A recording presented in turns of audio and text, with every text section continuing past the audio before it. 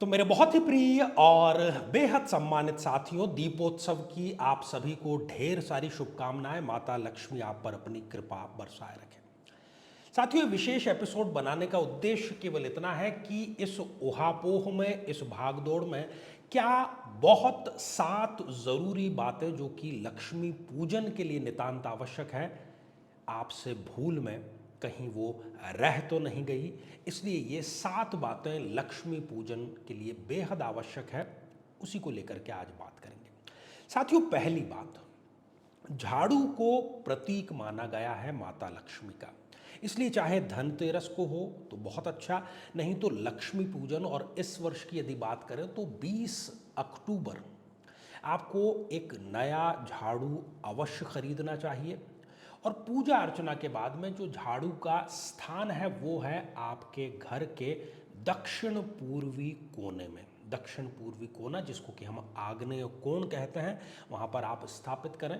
और उसमें ये ध्यान रखें कि किसी की भी जो बाहरी व्यक्ति घर में प्रवेश करता है उसकी नज़र आसानी से उस झाड़ू पर ना आ सके।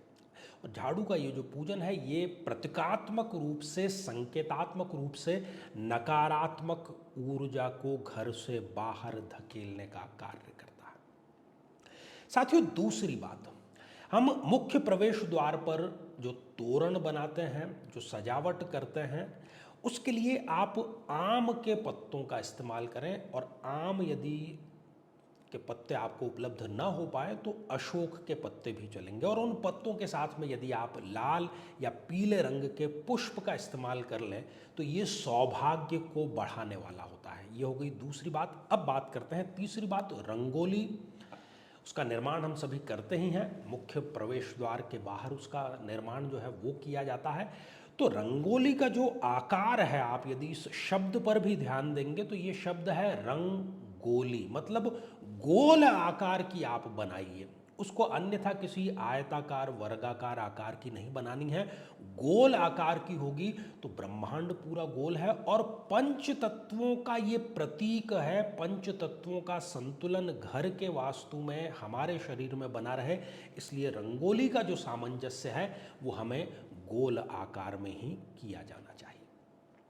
साथियों, चौथी बात है मुख्य प्रवेश द्वार की। मुख्य प्रवेश द्वार पर जब आप दीप प्रज्वलित करते हैं तो उसमें ये ख्याल जरूर रखें कि दाहिनी ओर घी का दिया प्रज्वलित करें और बाईं ओर तेल का दिया प्रज्वलित करें।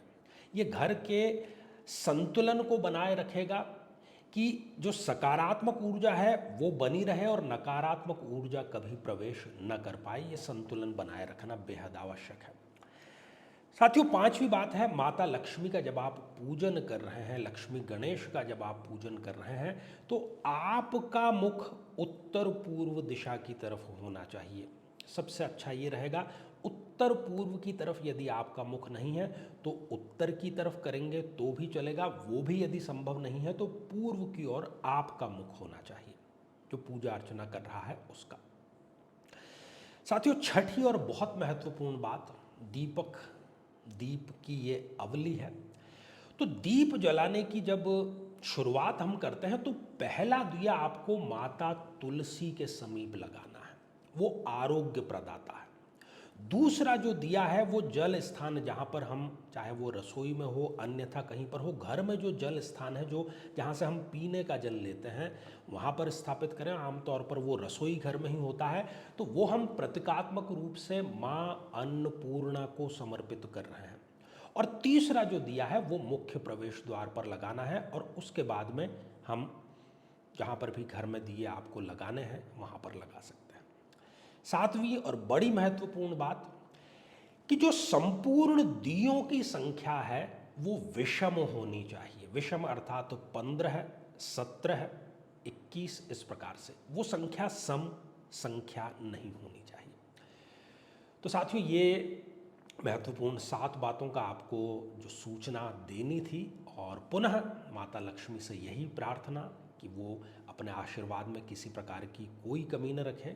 शुभ दीपावली, आरोग्यदायक दीपावली, समृद्धिदायक दीपावली, ढेर सारी शुभकामनाएं और आशीर्वाद हृदय की असीम गहराई।